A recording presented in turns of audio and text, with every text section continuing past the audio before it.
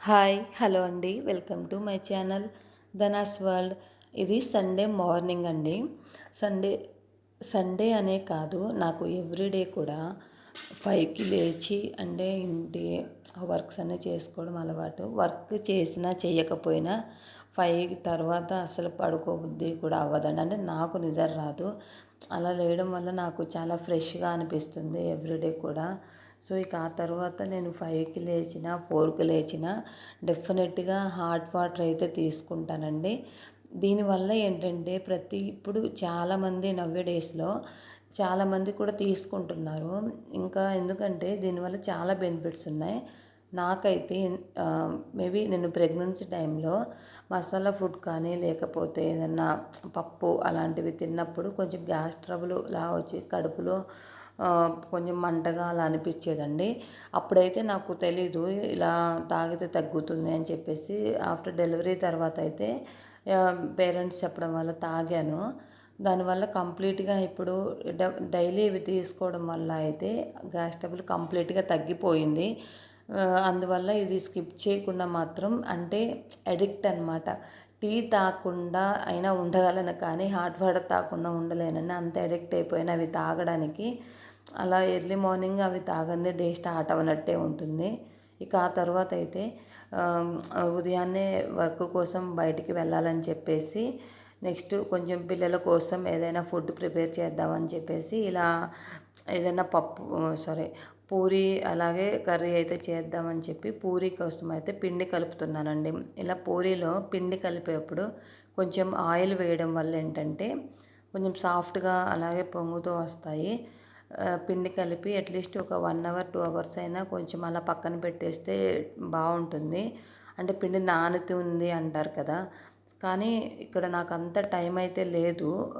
పిండి ఇంకా కనీసం హాఫ్ అన్ అవర్ అయినా పెట్టేద్దామని చెప్పేసి ముందే కలిపి పక్కన పెట్టేశానండి. ఇక ఆ తర్వాత కర్రీ చేద్దామని చెప్పి ఆలు అలాగే టొమాటో, పచ్చిమిర్చి, క్యారెట్ అయితే కట్ చేసి పెట్టుకున్నాను బొంబాయి చట్నీ కోసం. ఈ బొంబాయి చట్నీ పిల్లలకేమో కానీ నాకైతే చాలా ఇష్టం అండి.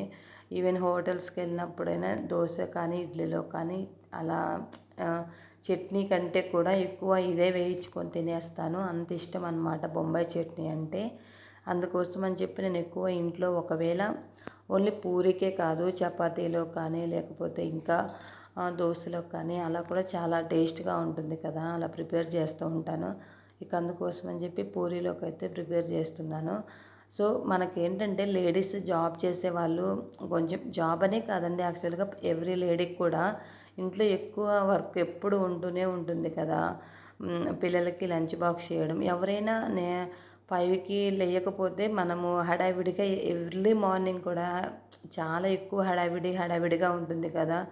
పిల్లలకి లంచ్ బాక్స్ అందివ్వలేము, టిఫిన్ టైంకి సరిగ్గా తినకుండా వెళ్తారేమో అనేసి. అందుకని ఎర్లీ మార్నింగ్ ఇంకా అదే కొంచెం జాబ్ చేసే వాళ్ళైతే ఇంకా ఎక్కువ హడావిడి పడిపోతూ ఉంటారు. వాళ్ళని కొంచెం మిస్ అవుతున్నామేమో అనిపిస్తుంది.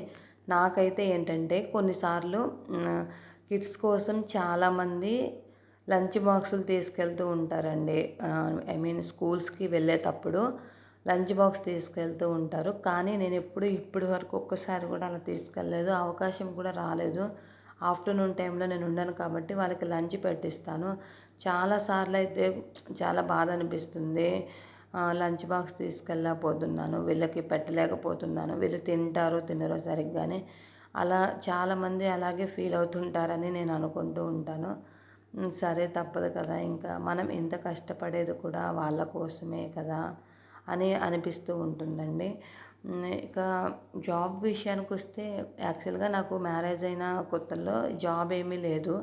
అప్పుడు చాలా ఫ్రీగా ఉండేదాన్ని, ఖాళీగా ఉండేదాన్ని. అప్పుడు అనిపిస్తూ ఉండేది ఇక టౌన్లోనే ఏం చేస్తాం ఇక్కడ జాబ్ చేయకుండా ఖాళీగా ఉండి అనిపించేది. అంటే మేబీ ఇప్పుడు చేసేది స్టార్టింగ్ ఈ జాబ్ అయితే వచ్చినప్పుడు అండి నాకు అనిపించింది, నా క్వాలిఫికేషన్కి స్టార్టింగ్ అయితే మాత్రం చాలా హ్యాపీ అనిపించింది. శాలరీ తక్కువైనా ఎందుకంటే అప్పటి వరకు జాబ్ లేకుండా ఊరికే ఉండి ఇప్పుడు కొత్తగా జాబ్ వచ్చేసరికి ఇక చాలా హ్యాపీగా అనిపించింది. ఎలానో ఒకలా సరే ఏదో ఒకటి చదువుకున్నందుకు జాబ్ వచ్చింది అనేసి. కానీ కొన్ని డేస్ అయిపోయిన తర్వాత అంటే ఎందుకు ఇది క్వాలిఫికేషన్కి తగ్గట్టుగా లేదు, శాలరీ తక్కువ అది అని అలా కొంచెం ఫీల్గానే అనిపించింది. కానీ సరే ఏదో ఒకటి ప్రస్తుతానికి చేయాలి కదా. ఇంకా ఇంతకంటే ఎక్కువ చదువుకొని కూడా ఇంకా ఖాళీగా ఉన్న వాళ్ళు చాలామంది ఉన్నారు. మనకి కదా సరే ఇదైనా వచ్చేసింది అని చెప్పి కొంచెం అలా కూడా మళ్ళీ ఫీల్ అయ్యానండి. సరే ఏదో ఒకటి చేస్తూ ఉందాం, అందులో గవర్నమెంట్ కదా ఎందుకు వదిలేయడము, ఎప్పుడోసారి అవే శాలరీ ఇంక్రిమెంట్ వస్తుంది కదా అనే కొంచెం ఓకే అలా ఫీల్ అయిపోయి సరే నిదానంగా చేద్దాంలే, వచ్చినప్పుడే అవుతుంది, ఇప్పుడు ఏమైంది అని చెప్పి అన్నట్లుగా ఇక కంటిన్యూ అయితే చేశానండి. సో శాలరీ లాస్ట్కి ఇంక్రిమెంట్ అయిపోయింది. ఆ తర్వాత పర్వాలేదు, ఓకే హ్యాపీ కదా అనిపించింది. ఇక సరే ఇక్కడైతే మిడ్ డే స్నాక్స్ కోసం అయితే కార్న్ ప్రిపేర్ చేస్తున్నానండి. అంటే ప్రిపరేషన్ అంటే ఏమీ లేదు, కాకపోతే బాయిల్ చేయడమే కదా. మా పిల్లలకు కానీ మాకు కానీ స్వీట్ కార్న్ అంటే అందరికీ చాలా అంటే చాలా ఇష్టం అండి. మా ఇంట్లో ప్రతి ఒక్కరు కూడా చాలా బాగా తింటారు. అలా స్వీట్ కార్న్లో ఎక్కడ కనిపించినా అంటే ఎక్కడంటే కొట్లో అంటే బయట అమ్మేటప్పుడు అవి చూస్తే మాత్రం వదలను, డెఫినెట్గా తెచ్చుకోవాల్సిందే. ఇలా ఇంట్లోనే నేను ఉడకబెట్టేస్తాను, అందరం బాగా ఇష్టంగా తింటారు. ఇక తర్వాత ఇక్కడైతే ఇక 1/2 అయిపోయిందండి పిండి కలిపి పెట్టేసి. అందుకని ఇక పూరి ప్రిపేర్ చేసేద్దామని చెప్పి పూరి కోసం అయితే చేస్తున్నాను. సో ఇక తర్వాత జాబ్ విషయానికి వస్తే ఇప్పుడు ప్రజెంట్ అయితే బాగానే ఉందండి. ఇక స్టార్టింగ్ జాబ్లో అయితే జాయిన్ అయినప్పుడు చాలా కొన్ని ప్రాబ్లమ్స్ అంటే ఏం లేదు, అంటే జాబ్లో ప్రాబ్లమ్స్ అని కాదు. పిల్లలు కొంచెం నాకు జాబ్ వచ్చిన స్టార్టింగ్లోనే నాకు బాబు కూడా పుట్టాడు, అందువల్ల కొంచెం స్ట్రగుల్స్ కూడా ఫేస్ చేశాను పిల్లలతోటి. ఫస్ట్ బాబు కదా, వాడిని ఏమైనా చూసుకోలేకపోతున్నానేమో, లేకపోతే మిస్ అయిపోతున్నానేమో అంటే అప్పుడు స్టార్టింగ్ అనమాట. అట్లా ఇంట్లో వర్క్ చేసుకోవాలి, అట్లా ఇది ఉంటుంది కదా జాబ్. అలా బాబు అన్నీ చూసుకోలేక తెలియదు అనమాట కొత్తలో ఎలా బ్యాలెన్స్ చేసుకోవాలి ఏంటి అనేసి. ఇక ఆ తర్వాత అయితే పాప పుట్టింది, అంటే ఒక 2 ఇయర్స్ తర్వాత. అప్పుడు నాకు కొంచెం అర్థమైందనమాట ఎలా బ్యాలెన్స్ చేసుకోవాలి, ఎలా చూసుకోవాలి. ఈవెన్ నాకు బాబు పుట్టిన కొత్తల్లో ఫుడ్ కూడా సరిగ్గా ఏమి ఇవ్వాలి అని తెలిసేది కాదు. అలా ఇప్పుడు కూడా ఫీల్ అవుతుంటాను, మా బాబుకి సరిగ్గా నేను ఫుడ్ అంటే ఇవ్వలేకపోయాను.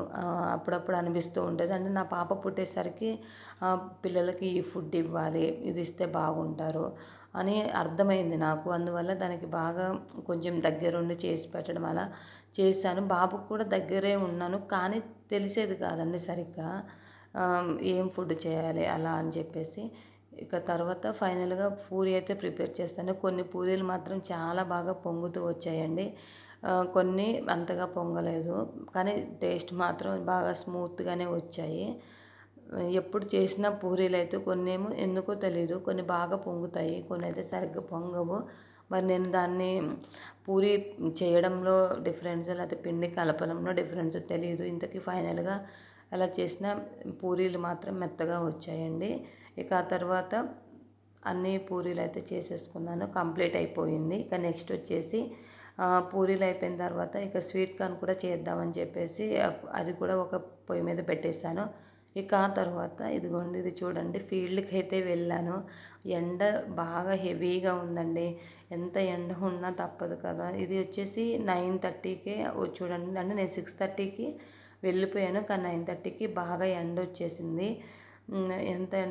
ఎంత ఎండ ఉన్నా ఇక తప్పదు కదా, అందుకు త్వరగా కంప్లీట్ చేసుకొని వెళ్దామని చెప్పేసి అయితే హాఫ్ కంప్లీట్ చేశానండి. ఇంకా ఇక ఆ తర్వాత ఫైనల్గా 12:30 అయింది ఇంటికి వచ్చేప్పటికి. ఇక మార్నింగ్ టిఫిన్ ప్రిపేర్ చేసి వెళ్ళాను, కానీ తినలేదు. ఇంటికి వచ్చేసప్పటికి చాలా బాగా ఆకలేసింది. ఇక ఫైనల్గా టిఫిన్ చేసేసానండి ఇంటికి రాగానే. ఇక ఆ తర్వాత లంచ్ కోసం ప్రిపరేషన్ మొదలు పెట్టాలి కదా. థ్యాంక్ యూ అండి ఇంత ఓపిక్గా నా వీడియో చూసినందుకు. వీడియో నచ్చితే లైక్ చేసుకోండి. Thank you. ఇక